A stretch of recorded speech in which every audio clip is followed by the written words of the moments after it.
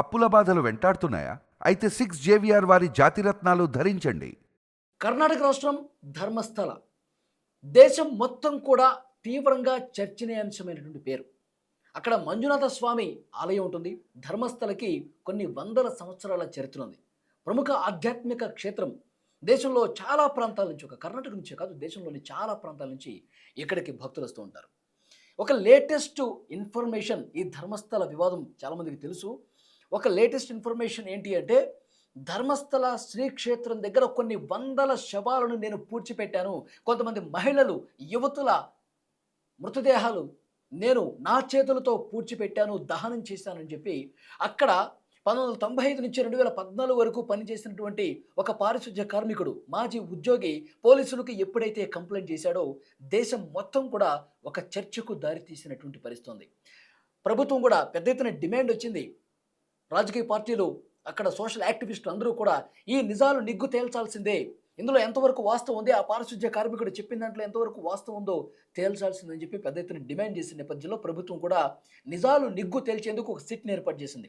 ప్రణవ్ మహంతి నేతృత్వంలో ఆయనతో పాటు మరొక 3 సీనియర్ ఐపీఎస్ అధికారులతో కలిసి సిట్ ఏర్పాటు చేసింది.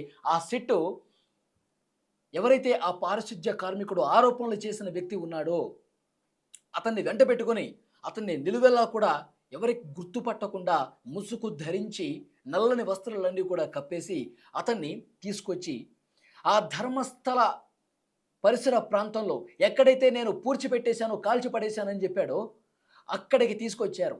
నేత్రావతి నది ఒడ్డున తీసుకొచ్చి పూర్తిగా అక్కడ ఒక మ్యాపింగ్ పెట్టారు. అక్కడ గుర్తింపు కేంద్రాలను ఏర్పాటు చేశారు. ఎక్కడైతే పూడ్చిపెట్టారన్నారో అక్కడ ఒక 15 స్థలాలను గుర్తించి ఆ 15 స్థలాల్లో కూడా పోలీసు అధికారులు కొన్ని గుర్తులు పెట్టారు. ఎందుకంటే అక్కడ తవ్వకాలు ప్రారంభమయ్యాయి ఆల్రెడీ. 100 మందిని, కనీసం 100 మందికి తగ్గకుండా మహిళల్ని, అలాగే యువతులను నేను నా చేతులతో పూడ్చిపెట్టాను, ఆ ప్రదేశాలను నేను మీకు చూపిస్తాను అని ఆయన చెప్పడంతో సిట్ అధికారులు అక్కడికి తీసుకెళ్లారు. ప్రస్తుతం తవ్వకాలు జరుగుతున్నాయి. కొన్ని పుర్రెలు లభ్యమైనట్టుగా ఇన్ఫర్మేషన్ వస్తుంది. ఇంకా వాటికి సంబంధించిన అధికార సమాచారం చెప్పకపోయినప్పటికీ కొన్ని అవశేషాలు గుర్తించినట్టుగా తెలుస్తోంది. అంటే ఈ పారిశుధ్య కార్మికుడు చెప్పింది 100కి 100 పాళ్ళు వాస్తవం అని చెప్పి నమ్మే పరిస్థితి ఉంది. ఎందుకంటే కోర్టు నుంచి కొన్ని క్లియర్ డైరెక్షన్స్ ఉన్నాయి. అంటే మీడియా కూడా కొన్ని డైరెక్షన్స్ కోర్టు ఇచ్చిన పరిస్థితి. అంటే ఇష్టం వచ్చినట్టుగా ప్రకటనలు చేయకుండా, దీని మీద ఇష్టం వచ్చినట్టుగా వీడియోలు చేయకుండా కొంత నియంత్రించి వాస్తవాలు మాత్రమే చెప్పాలని కూడా కోర్టు డైరెక్షన్ ఇచ్చింది. కాబట్టి చాలా స్పష్టంగా ఈ కేసుకు సంబంధించిన దర్యాప్తు వేగంగా, బలంగా, నిష్పక్షపాతంగా జరుగుతుంది అనటంలో ఎలాంటి సందేహం లేదు. ఎందుకంటే ధర్మస్థలకు సంబంధించి ప్రస్తుతం వస్తున్నటువంటి ఇన్ఫర్మేషన్, అతను జూలై 3వ తారీఖు అండి, జూలై 3వ తారీఖు స్థానిక పోలీస్ స్టేషన్కి వచ్చి, మంగళూరు పోలీస్ స్టేషన్కి వచ్చి ఆయన కంప్లైంట్ చేసినప్పుడు ఆ ఎఫ్ఐఆర్లో ఒళ్ళు గగురు పొడిచే, మత్తిపోయేటటువంటి విషయాలు చెప్పాడు. అతను రావడమే ముసుగు ధరించి వచ్చాడు. నేను కొన్ని కీలకమైనటువంటి విషయాలు చెప్పాలి. ధర్మస్థల శ్రీ క్షేత్రంలో 1995 నుంచి 2014 కాలంలో నేను అక్కడ పారిశుధ్య కార్మికుడిగా పనిచేశాను. చాలా అంటే చాలా దారుణాలు జరిగాయి, మర్డర్లు జరిగాయి, లైంగిక దాడులు జరిగాయి. అక్కడ నేత్రావతి నది ఒడ్డున నేను అక్కడ పారిశుధ్యం మాత్రమే చేసేవాడిని. అక్కడ క్లీనర్గా మాత్రమే నేనున్నాను స్టార్టింగ్లో. తర్వాత నా పని పూర్తిగా మారిపోయింది. నాకు ఎలాంటి పని అప్పచెప్పారంటే, కొంతమంది మహిళలను చంపేసి నాకు ఇచ్చేసి ఆధారాలు కూడా దొరకకుండా ఉండేందుకు, ఒక్కటంటే ఒక్క ఆధారం కూడా బయటికి రాకూడదు, ఆ విధంగా నువ్వు పూడ్చిపెట్టేసేయి, ఎవరికి అనుమానం రాకుండా కాల్చిపడేసేయి అని చెప్పి నాకు కొన్ని ఆదేశాలు ఇచ్చారు. నేను పోలీస్ స్టేషన్ కంప్లైంట్ చేద్దామని చెప్పి కొంతమంది సూపర్వైజర్లు కూడా కలిస్తే, అలా చేసినందుకే ఇంతకుముందు నీ ప్లేస్లో వర్క్ చేసినవాడు కనిపించకుండా పోయాడు, నీకు కూడా అదే గతి పడుతుంది, నోరు మూసుకొని మేము చెప్పింది చెయ్యి అని నన్ను బెదిరించారు. ఇక నేను చేసేదేమీ లేక ఆ బాధను మొత్తం కూడా నేను దిగమింగుకొని, ఏ బాడీ అయితే నాకు అప్పగిస్తారో వాటిని ఎవరికీ తెలియకుండా ఏ ప్రాంతంలో పూడ్చిపెట్టానో కూడా నాకు తెలుసు. ఒక 2 ఘటనలు నేను మీకు చెబుతాను. ఆ 2 ఘటనలు కూడా పూర్తిగా ఇంకా నా కళ్ళ ముందు మెదులుతూనే ఉంది. చేసినటువంటి ఆ ఖననానికి సంబంధించి, నేను పాతిపెట్టినటువంటి ఆ కార్యక్రమానికి సంబంధించి ఇంకా నా కళ్ళ ముందు కనిపిస్తూనే ఉంది. ఆ పాపం నాకు కూడా ఎక్కడ ఉంటుందో అని చెప్పి ఆ భయం నన్ను వెంటాడుతుంది, ఆ పాపం నన్ను వెంటాడుతుంది. 2 ఉదాహరణలు కూడా చెప్పాడండి.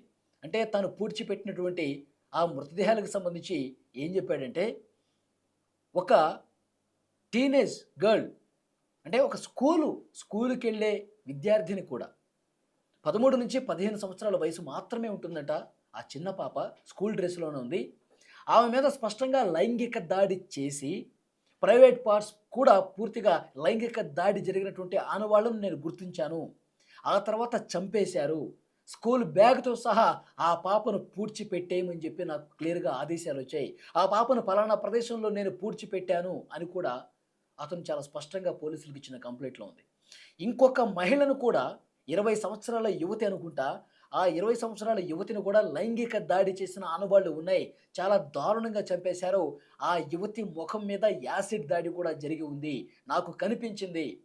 ఈ 2 మృతదేహాలు నేను ఖననం చేసేటప్పుడు, పూడ్చిపెట్టేటప్పుడు, కాల్చి పడేసేటప్పుడు నా బాధ అంతా ఇంతా కాదు.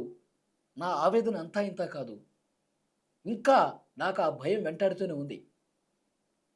ఆ 2014లో ఎప్పుడైతే వీళ్ళు చేసినటువంటి దారుణాలన్నీ కూడా నా కళ్ళతో నేను చూశాను. ఒకసారి నా కుటుంబంలోనే ఒక మైనర్ బాలికని, మా కుటుంబ సభ్యురాలవుతుంది, ఆ మైనర్ బాలికని వేధించారు. ఇక ఈ నా కుటుంబ సభ్యురాలను కూడా వీళ్ళు ఏదో ఒకటి చేసేస్తారని ఒక భయంతో ఈ రాష్ట్రాన్ని వదిలేసి వేరే రాష్ట్రానికి వెళ్ళిపోయి, నేను అక్కడ తలదాచుకున్నాను ఇన్ని సంవత్సరాలు. ఇన్ని రోజుల పాటు అసలు కొన్ని రాత్రులైతే అసలు నిద్రలేని రాత్రులు గడిపినటువంటి పరిస్థితి ఉంది. ఆ పాపం నన్ను వెంటాడుతోంది. ఆ శ్రీ క్షేత్ర మంజునాథ స్వామి, నువ్వు చేసినటువంటి తప్పుకు పరిహారం చెల్లించుకో. నువ్వు చేసినటువంటి తప్పుకు ఇప్పటికైనా సరే నువ్వు కొంత పశ్చాత్తాపం పడి సరిదిద్దుకో అని చెప్పబట్టే నేను ఈరోజు ధైర్యంగా ముందుకొచ్చి మీకు కంప్లైంట్ ఇస్తున్నాను. దయచేసి నన్ను నమ్మండి.